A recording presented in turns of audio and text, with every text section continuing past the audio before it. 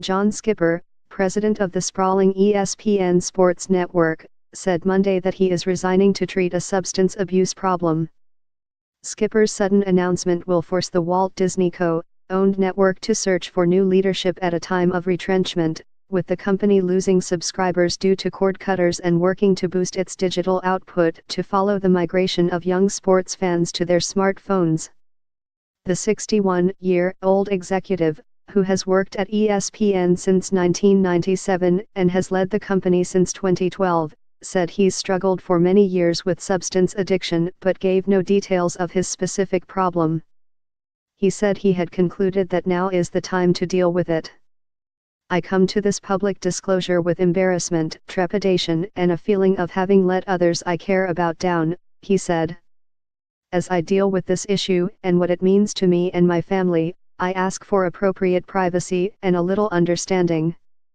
The sports network said Skipper's predecessor, George Bodenheimer, has agreed to serve as acting head of the company for the next 90 days. Disney co-chief executive Robert Iger said he wishes Skipper well during a challenging time. I respect his candor and support his decision to focus on his health and his family, Iger said. There was no public indication that this was coming.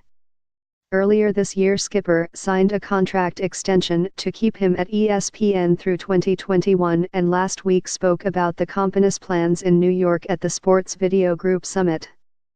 He told the group of industry experts that ESPN's growing digital audience is making up for the loss of television viewers. He also called hundreds of ESPN's on-air talent to a summit last week at company headquarters in Bristol, Connecticut, to talk about the business.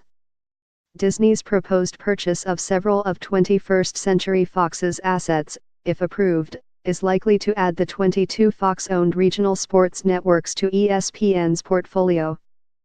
ESPN is also not escaping the current focus on sexual misconduct.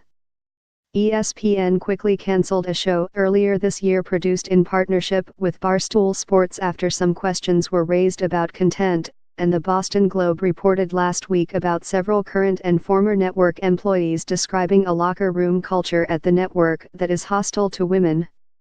Associated Press business writer Taylai Arbel in New York contributed to this report.